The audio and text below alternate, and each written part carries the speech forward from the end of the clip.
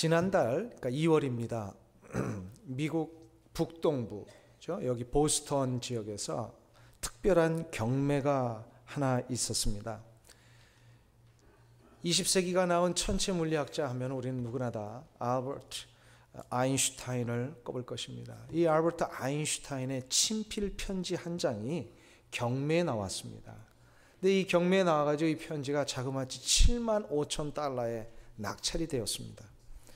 이것이 큰 뉴스거리가 된 이유는 거액의 낙찰 가격 때문이 아니라 그 한 장짜리에 적혀 있는 편지의 내용 때문이었습니다.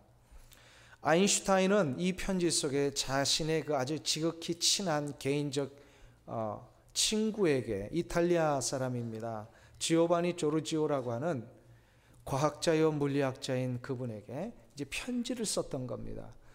아마도 이분을 통하여서 아인슈타인이 상대성 이론에 대한 힌트를 얻었던 것 같습니다. 그런 것에 대한 감사의 내용, 또 친구에 대한 개인적인 그리움과 보고 싶은 이런 여러 가지 일상적인 내용, 그리고 친구와 함께 주고받았던 어떤 과학적인 원리, 물리학의 이론들을 조금씩 써내려갔던 내용이 나오고 있습니다.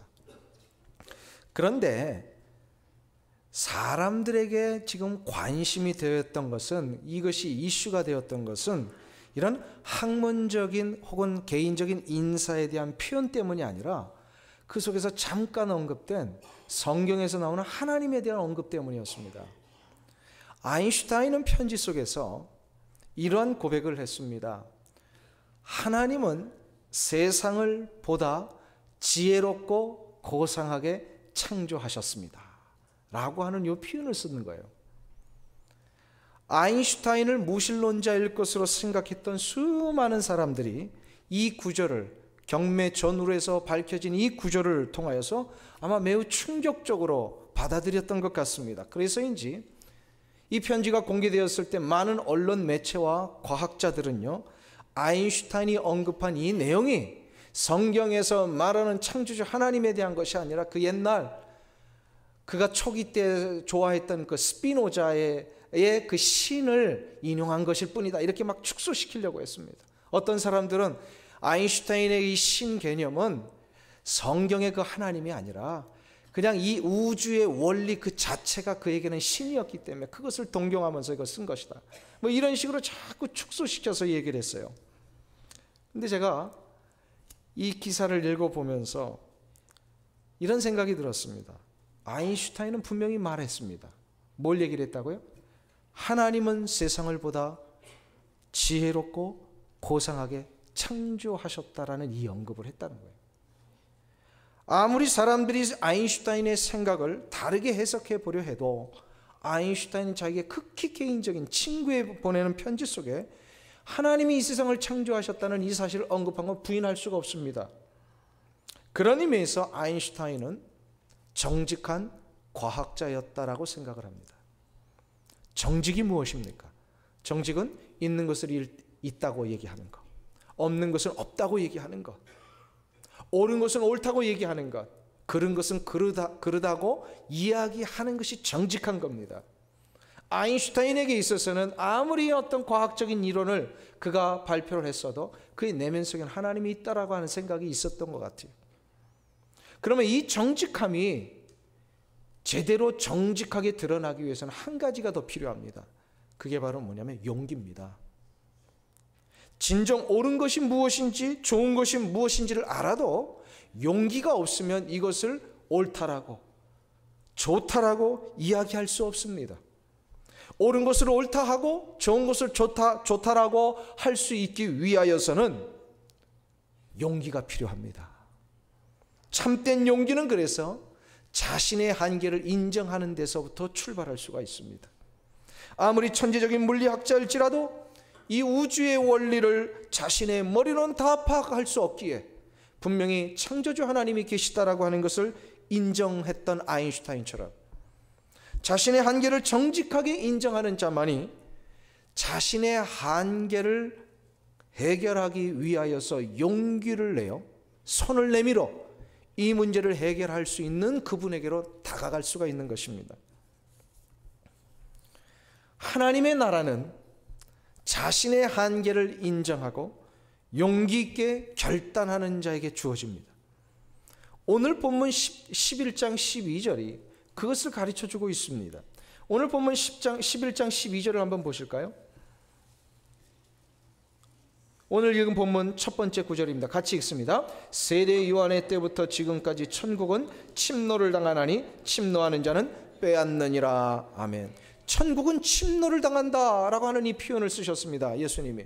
그리고 침노하는 자는 천국을 빼앗는다라는 표현을 쓰셨습니다. 과연 이게 무슨 뜻일까요?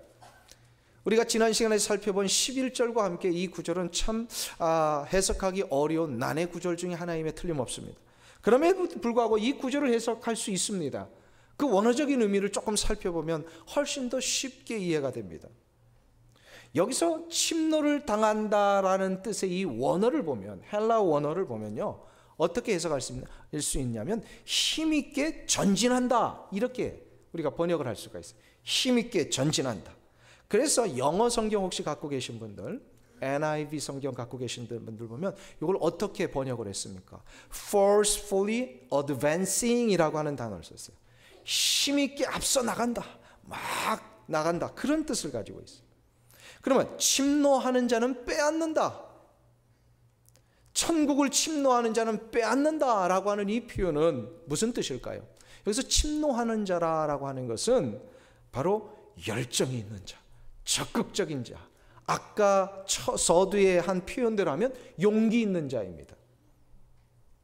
그래서 영어 성경이 이걸 뭐라 하면요, forceful man 이렇게 했습니다. 아주 힘있게 이것을 얻으려고 나가는 자, 이게 forceful man. 그러면 빼앗는다라고 하는 것은 무슨 얘기냐면 진짜 이걸 막 갈취한다, 그런 부정적인 의미가 아니라요, 이거를 붙들고 소유하게 된다라는 뜻이에요, 원어적으로 보면. 그러면 이걸 기초로 해서 12절을 다시 의역해 보면 이렇게 우리가 번역할 수 있습니다. 한번 잘 들어보세요. 천국은 힘있게 전진하고 있나니 용기 있게 적극적으로 결단하는 자는 이 천국을 소유하느니라. 다시 한번 불러드릴까요? 뭐 쓰시는 분들을 위해서 제가 한번. 천국은 힘있게 전진하고 있나니 용기 있게 적극적으로 결단하는 자는 이 천국을 소유할 수 있느니라. 이게 바로 천국은 침노를 당하나니, 침노하는 자는 빼앗는다의 원래적인 의미. 천국의 주인은 누구이십니까? 천국은 하나님의 나라입니다. 그러니까 이 나라는 누구 거예요? 하나님의 것입니다. 천국의 주인 하나님이세요. 그러면 이 하나님의 나라에 들어가기 위해서는 반드시 누구를 통과해야만 합니까? 예수 그리스도를 통과해야 돼요. 이것을 염두에 두면요, 12절이 이해가 됩니다. 예수 그리스도가 이 땅에 오신 이후부터 아주 힘있게, 그리고 강력하게, 그리고 구체적으로 확연히 드러나는 모습으로 천국이 우리 가운데 보여졌습니다. 그렇죠? 그 이전까지는 천국이 희미했는데 예수님이 오시면서 천국을 분명하게 보여주셨어요. 막 맛을 보게 하셨어요. 천국에서나 얻게 되는 이 해방과 자유. 그래서 예수님이 병을 고쳐주시고 귀신을 쫓아내심으로 천국에서 얻을 수 있는 이 자유와 해방을 미리미리 보게 하셨어요. 그래서 우리 눈에는 천국이 이런 것이구나, 막 구체적으로 보기를 시작했습니다. 근데 그 예수님 이후에 오신 이후에 우리에게 보여주신 이 천국이요, 어떻게 됐습니까? 더 확장하고 적극적으로 지금 막 번져나가고 있습니다. 지금도. 이게 바로 오늘 12절에 나오는 천국은 침노를 당하나니 라고 하는 뜻. 즉 천국은 힘있게 전진하고 있습니다. 그러면 이 천국을 소유하는 방법이 있다고 그랬죠. 어떻게 한다고요? 용기 있게 적극적으로 결단하여 이것을 얻고자 하는 자는 어떻게 된다고요? 천국을 소유할 수 있습니다. 그래서 이 적극적으로 용기를 내서 결단하기 위해서는요, 세 가지의 단계를 거쳐야 됩니다. 첫 번째 단계는 뭐냐면 나의 무능함을 인정하는 겁니다. 한번 따라 하실까요? 나의 무능함을 인정하라. 나의 무능함을 인정하는 것이다라는 건 이건 무슨 뜻입니까? 나의 힘과 나의 능력은 도저히 내가 내 인생 개척할 자신이 없습니다. 능력이 없습니다. 나에게는 그런 그 능력이 나타나지 않습니다. 이건 무슨 얘기입니까? 그러니까 나의 인생, 나의 이 부족함을 해결할 길은 나에게 없다라는 거예요. 요거를 인정할 수 있느냐 이 말입니다. 두 번째로, 내가 이제 아무것도 할 수 없다라는 것을 인정하는 자는요, 나의 이 문제를 해결해 주실 분을 찾아서 그분에게 적극적으로 이 문제를 해결해 달라고 요청하는 겁니다. 나의 인생의 문제를 해결하실 수 있는 분이 누구실까요? 예수 그리스도 믿습니까? 왜 예수 그리스도만이 내 인생을 해결하실 수 있습니까? 예수님만이 인생의 길이시기 때문에 그렇습니다. 예수님만이 변하지 않는 진리이시기 때문에 그렇습니다. 진리는 우리의 기준이요, 우리의 가치입니다. 변하지 않아야만 됩니다. 그리고 예수 그리스도만이 우리를 살려내실 수 있는 생명이 있으세요. 그러니까 예수님만이 나의 인생의 문제를 해결하실 수 있어요. 그러니까 예수님에게 요청하는 것이 두 번째 단계입니다. 세 번째 단계가 있습니다. 첫 번째 단계는 뭐라 그랬어요? 나의 무엇을 인정하라? 무능함을 인정하라. 두 번째는 나의 무능함을 해결하실 분은 예수님밖에 없기에 이 예수님 앞에 이것을 어떻게 하라?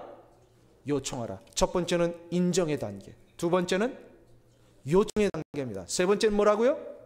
아직 안 가르쳐 드렸어요. 이 세 번째는 뭐냐면, 인정하고 요청해서 주님이 주신다면 적극적으로 받아들이는 거예요. 아멘. 용기 있게 결단하여 받아들이는 겁니다. 천국은 그냥 가만히 기다린다고 맹 놓고 앉아 있는다고 나에게 주어지는 것이 아니더라는 겁니다. 시간이 지나면 그냥 천국에 들어가겠지. 절대로 그렇지 않습니다. 천국은 적극적으로 용기를 내어 요청하여 그것을 받아들이는 자에게 이루어지는 겁니다. 이것을 혼돈하시면 안 됩니다. 뭐와? 행위 구원이나 선한 행동으로 우리가 구원함을 받는 것과 혼돈하시면 안 돼요. 하나님께서는 예수 그리스도를 통하여서 은혜로 이 모든 천국에 들어갈 수 있는 기회를 주셨어요. 마치 이런 거죠. 하나님이 천국의 입장권을 이렇게 우리에게 내밀고 계시는 거예요. 내밀 때 그냥 우리 팔짱 끼고 그냥 우리 들어가게 해주세요 한다고 되는 게 아니에요. 천국에 들어가기 위해서는 우리가 적극적으로 어떻게 해야 돼요? 입장권을 받아야 되는 거예요. 받아야 되는 거예요. 이것을 오늘 성경 본문이 말하면 천국은 침노하는 자에게 주신다. 침노하는 자에게 주신다. 이렇게 우리가 적극적으로 용기를 내서 천국에 들어가는 입장권을 받아들이는 것, 이것을 하는 사람에게는요 천국 백성이 됩니다. 이거를 바로 우리는 구원을 받는다라고 얘기하는 거죠. 이렇게 해서 천국 백성이 된 자들에게는요, 천국 백성 된 자들에게만 주시는 축복이 기다리고 있어요. 축복이. 그것이 무엇일까? 오늘 본문에서요 주님이 그 말씀을 근거로 해서 세 가지로 우리에게 가르쳐 주십니다. 첫 번째로 축복의 이 결과가 무엇이냐, 천국 백성 된 자들의 이 축복이 무엇이냐, 그건 바로 듣는 귀를 소유하게 되더라는 거예요. 한번 따라 하실까요? 듣는 귀를 소유하게 된다. 15절이 그것을 가르쳐 줍니다. 한번 보세요. 같이 한 목소리로 합독합니다. 귀 있는 자는 들을지어다. 귀 있는 자는 들을지어다. 귀 있는 자는 들을지어다. 이거 예수님이 자주 반복하신 표현이에요. 귀 있는 자는 들을지어다. 이거는 귀가 있는 사람만 들어라. 들을 수 있는 사람만 들어라.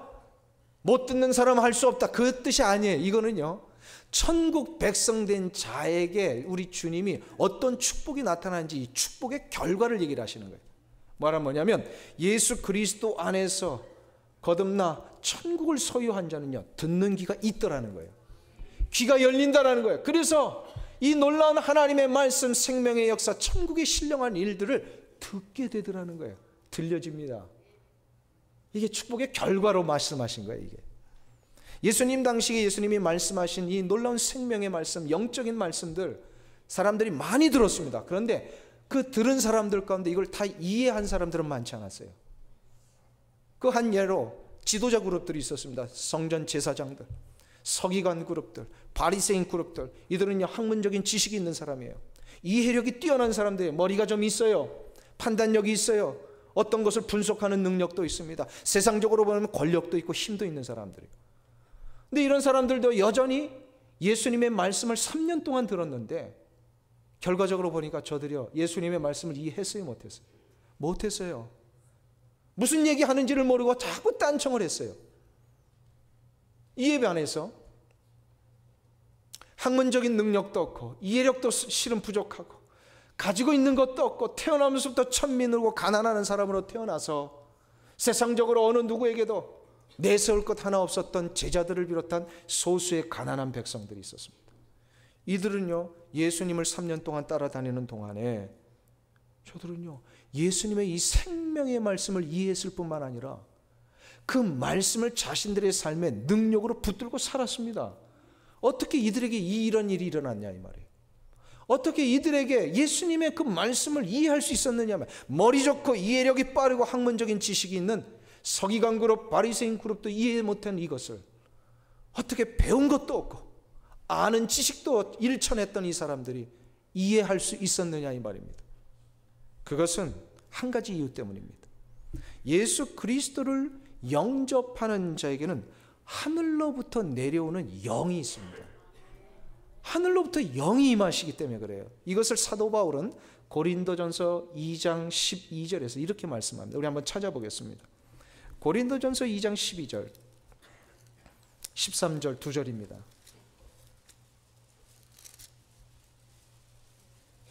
(265페이지) 신약 성경에 있습니다.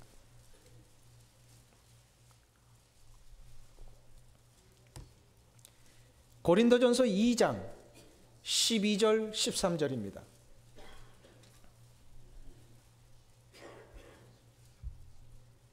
(265페이지) 두 절인데요, 같이 합독합니다. 우리가 세상의 영을 받지 아니하고 오직 하나님께로 온 영을 받았으니 이는 우리로 하여금 하나님께서 우리에게 은혜로 주신 것들을 알게 하려 하심이라. 우리가 이것을 말하거니와 사람의 지혜에 가르친 말로 아니하고 오직 성령의 가르치신 것으로 하니 신령한 일은 신령한 것으로 분별하느니라. 자 보세요. 예수 그리스도 안에 거듭난 자에게는 하늘로부터 오는 영을 받는다 그랬습니다. 이 영이 누구실까요? 성령이세요. 성령 하나님이세요. 이 성령이 계시기 때문에 우리가 신령한 일은 신령한 것으로 분별하게 되더라는 거예요. 영적인 일, 하늘의 신령한 일들을 우리가 이해할 수 있게 되더라는 거예요. 성령은요, 지혜의 영이시며 깨닫게 하시는 영입니다. 아무리 내가 인간적으로 가지고 있는 지혜가 부족하고 내가 가지고 있는 학문적인 준비가 덜 되었어도 내가 너무나도 일천해도요, 성령이 내 안에 계시면요, 성령이 나를 깨닫게 해주세요. 그래서 성령이 내 안에 계시는 자들에게 나타나는 특징이 뭐냐면 영적인 일을 이해하는 거예요. 신령한 일들이 막 들려지는 거예요.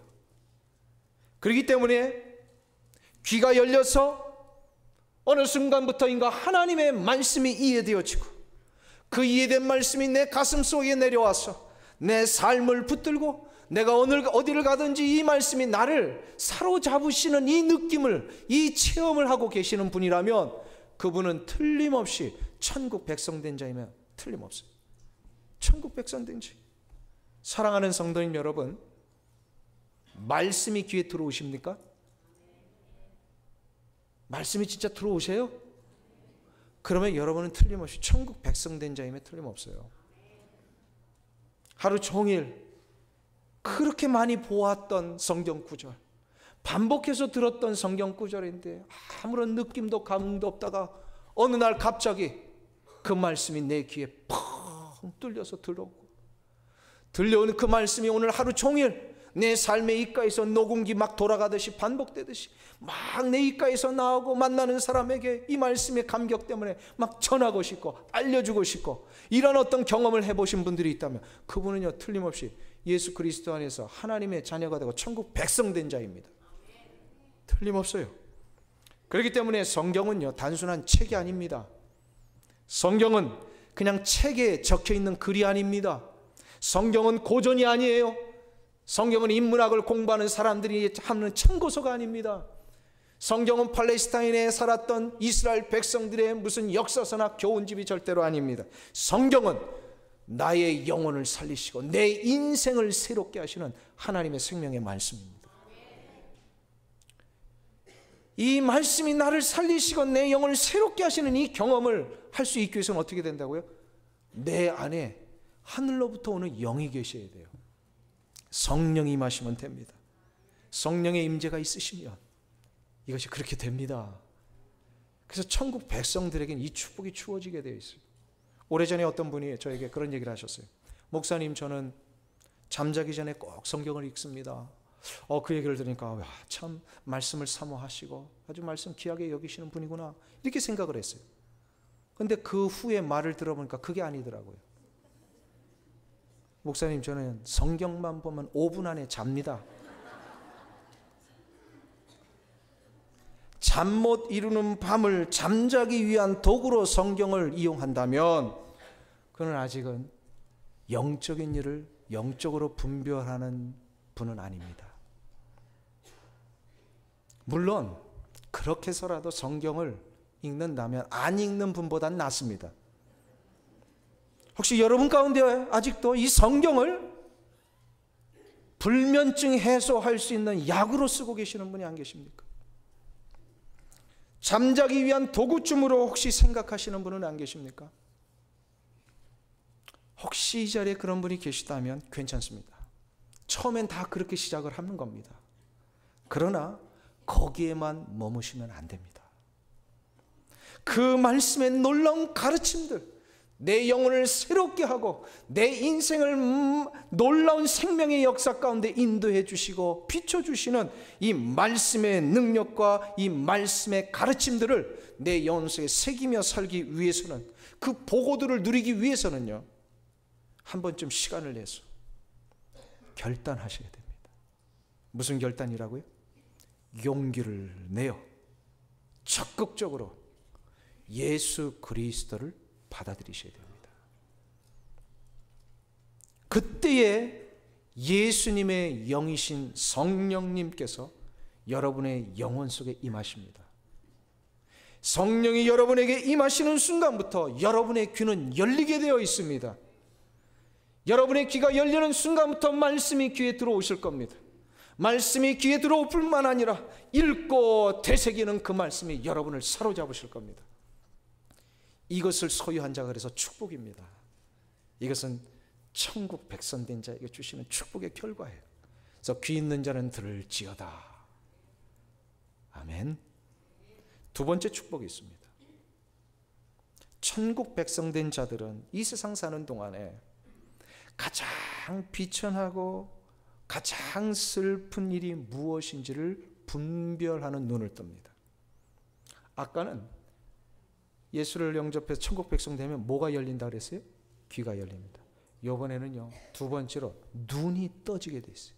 눈이 열려요. 한번 따르겠습니다. 무엇이 가장 비참하고 가장 슬픈 일인지 분별하게 된다. 눈이 떠지니까 보는 거예요. 오늘 18절 말씀이 그것을 가르쳐 주십니다. 18절 말씀, 마태복음 11장 18절을 다시 한번 한 목소리로 합독하겠습니다. 요한이 와서 먹지도 않고 마시지도 아니하며 그들이 말하기를 귀신이 들렸다 하더니. 왜 요한은 먹지도 않고 마시지도 않았을까요?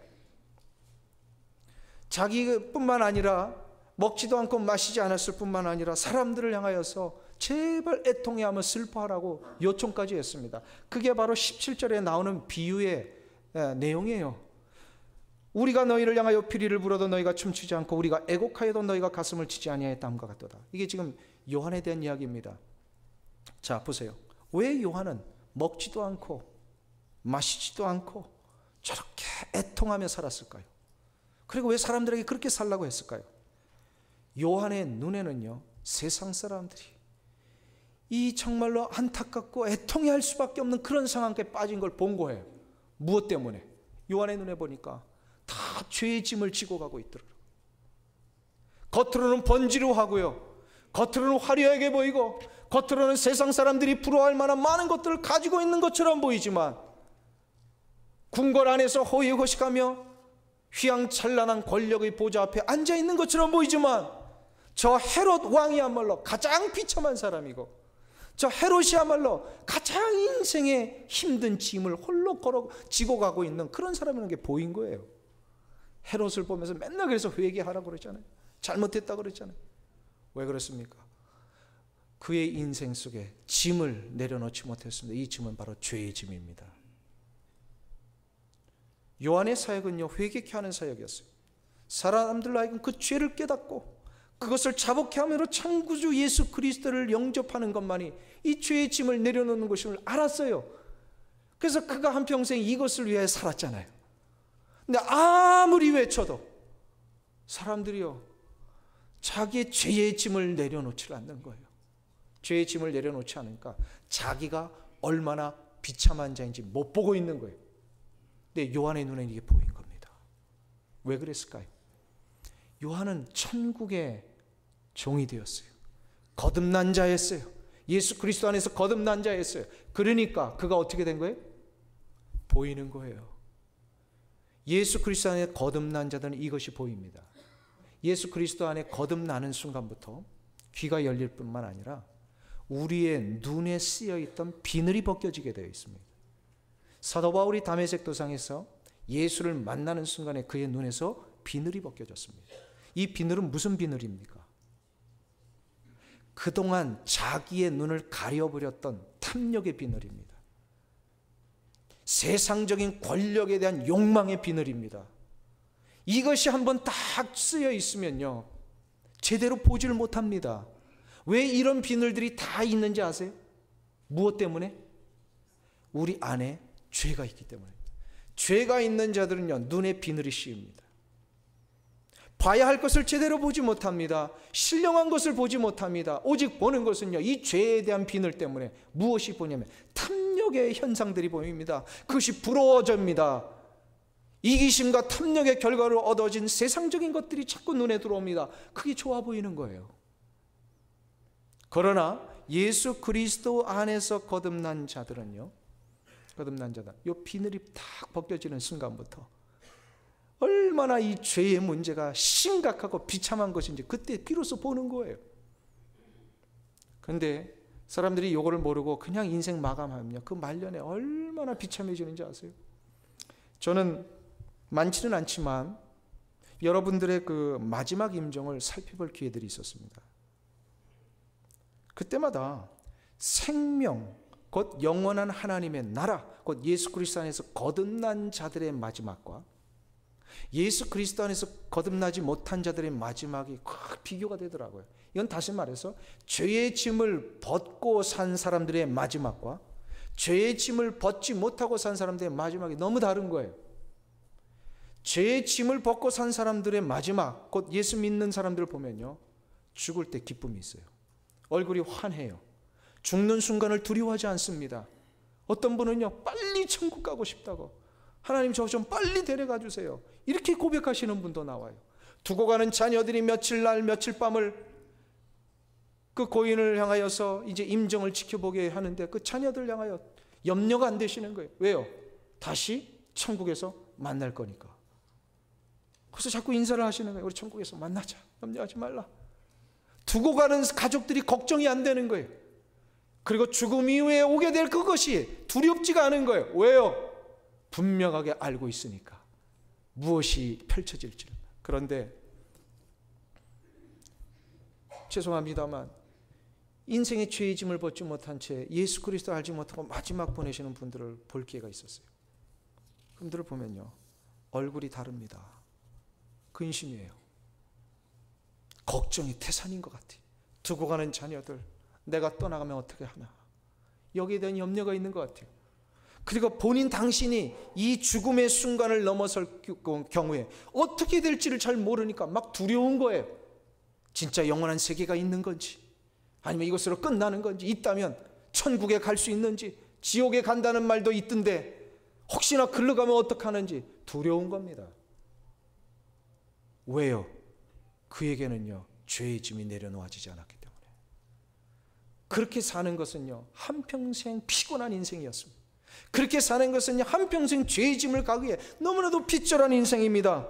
아무리 그가 쌓아놓은, 한평생 쌓아놓은 것이 화려해 보일지라도요, 그 순간에는 아무런 소용이 없더라고요. 명예와 권세가 그 마지막 임종의 순간에 쓸모가 없습니다. 죽음 앞에 떠는 자의 모습일 뿐입니다. 그 문제를 해결하는 길은요, 하나밖에 없습니다. 죄의 짐을 내려놓는 것입니다. 여러분은 어떠십니까? 여러분의 이제 마지막 임종을 다 맞이하실 겁니다. 저 역시도 임종을 맞이할 겁니다. 그때 여러분의 얼굴에 어떠한 모습으로 나타나시리라고 확신하십니까? 기쁨입니까? 기대입니까? 빨리 천국 가고 싶습니다. 이런 고백이 나오십니까?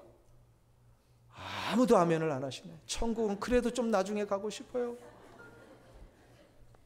쌓아놓은 거 좀 다 사용도 해보고 누리다가 좀 가야지.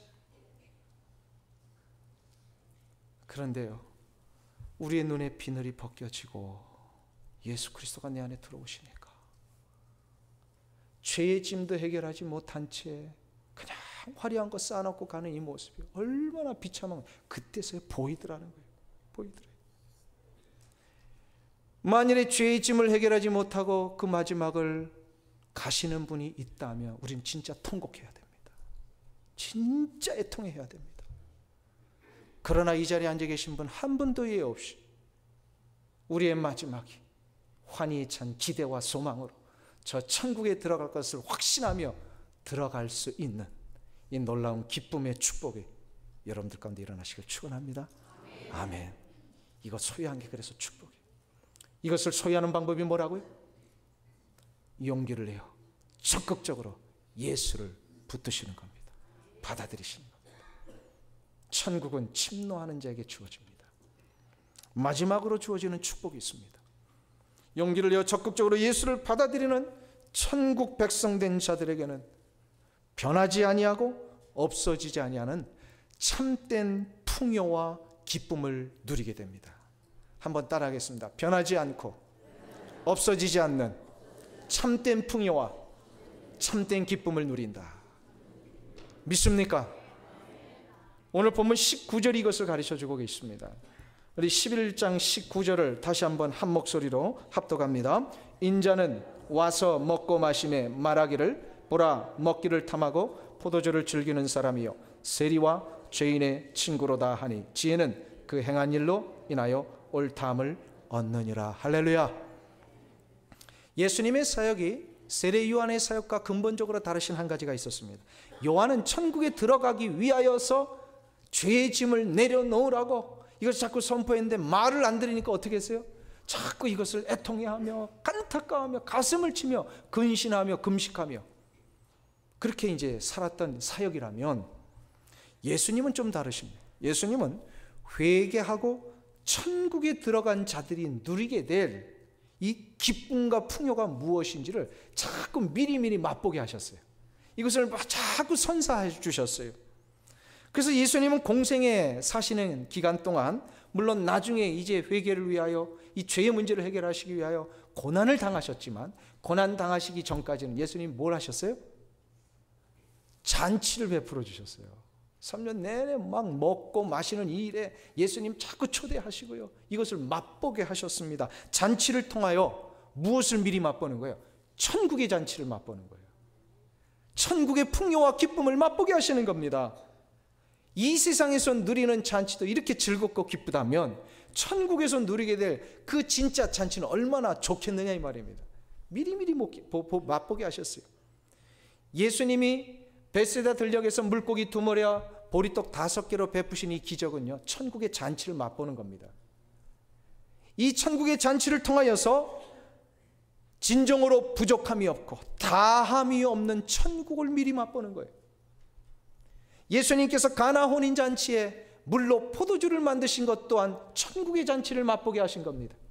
이것을 통하여 세상에는 도저히 경험할 수 없고 누릴 수 없었던 최고의 기쁨, 최고 수준의 삶을 우리로 하여금 미리 맛보게 하신 거예요. 예수님께서 부활 후에 시리에 찬 제자들을 갈릴리 바닷가로 찾아가셔서 뭘 하셨습니까? 잡은 물고기를 손수 구워서 그걸 제자들에게 먹이셨어요. 이것 또한 예수님이 베푸신 잔치입니다. 이 잔치를 통하여 예수님은 장차 천국에서 주님이 주실 그 영원한 위로와 사랑의 손길을 미리 맛보게 하신 거예요. 맛보게 하셨어요. 주님은 이 천국의 잔치를 지금 우리에게 맛보라고 하십니다. 이 천국의 잔치가 우리의 삶 가운데 지금 계속되고 있는 거 아세요? 언제 계속됩니까? 예배 가운데 계속되고 있습니다. 예배가 천국의 잔치를 미리 맛보는 그런 경험의 장이에요. 축복의 현장입니다. 예배를 제대로 드리는 자에게, 예수 그리스도를 진정으로 만나 영접하고 예배를 진정으로 드리는 자에게는 어떻게 된다고요? 하늘의 신령한 축복이 임합니다. 기쁨이 시작이 됩니다. 환희와 감사가 일어납니다. 예배를 제대로 드리면 해방을 맛봅니다.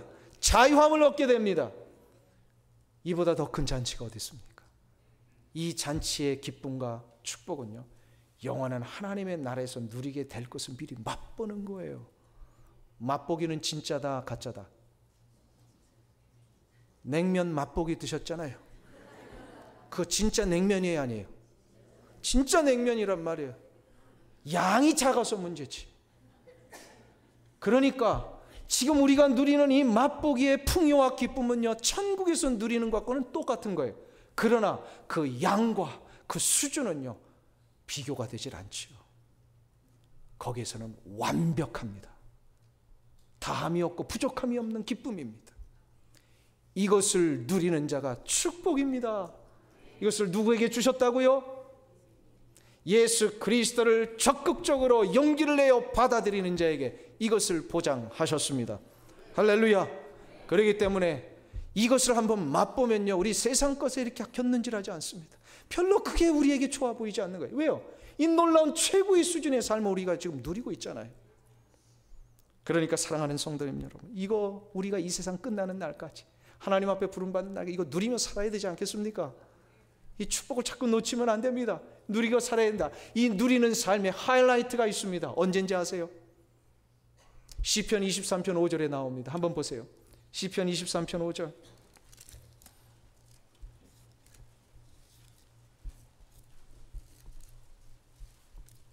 여러분들 너무나도 잘 아시는 시편 23편 다윗의 고백입니다. 23편 5절.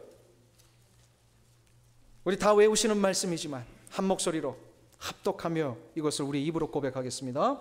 주께서 내 원수의 목전에서 내게 상을 베푸시고 기름으로 내 머리에 바르셨으니 내 잔이 넘치나이다. 할렐루야. 우리가 인생 끝나는 날에 우리와는 전혀 다른 삶을 살았던 저 세상 사람들, 다른 가치관, 다른 기준 때문에, 그리하여 그 다른 것 때문에 우리를 오히려 멸시하고 모욕하고 우리로 하여금 왜 그렇게 사느냐고 손가락질했던 그 사람들을 향하여서 하나님이 어떻게 하신다고요? 보란듯이 우리에게 잔치상을 베풀어 주십니다. 세상의 화려함을 얻고 명예와 권력을 얻는 것만이 인생의 진짜 승리자라고 착각하며 자기들이 이겼다라고 생각하는 그 수많은 세상 사람들 앞에 하나님이요, 우리에게 보란듯이 잔치상을 베풀어 주신다라는 거예요. 그 잔치상은 뭡니까? 인생의 진짜 승리자가 누구인지를 보여주시는 잔치상입니다. 이 잔치상을 받은 우리가 진짜 옳은 인생이었다라고 하나님 손들어 주신다는 거예요. 이 잔치상을 받는 우리가 진짜 바른 길, 진짜 풍요로운 길, 진짜 축복의 길을 온 사람들이라고 하는 것을 많은 세상 사람들 앞에 보여주신다는 겁니다. 사랑하는 성도님 여러분, 여러분들이 이 길을 가는 게 맞습니다. 예수 그리스도 안에서 소유한 이 기쁨과 풍요로움을 누리며 세상을 부러워하지 아니하고 세상 사람들이 하고 있는 그 자기들의 탐욕을 채우려고 하는 시간에 하나님의 나라를 위하여 투자하고 하나님의 몸된 교회를 위하여 나의 시간과 물질을 드리며 비록 겉으로는 쌓아놓은 것 없어도 저 하나님 나라의 생명의 면류관을 보장받은 이 삶을 사는 것, 이것이 옳은 삶입니다. 이것을 사는 삶엔 하나님이 풍요와 기쁨을 누리게 하십니다. 여러분에게 이 은혜의 역사가 일어나시기를 간절히 축원합니다. 한번 따라하겠습니다. 주께서 내 원수의 목전에서 내게 상을 베푸시리니 기름으로 내 머리에 바르셨으니 내 잔이 넘치나이다. 여러분의 인생의 잔이 가득 넘쳐나는 은혜가 있기를 축원합니다.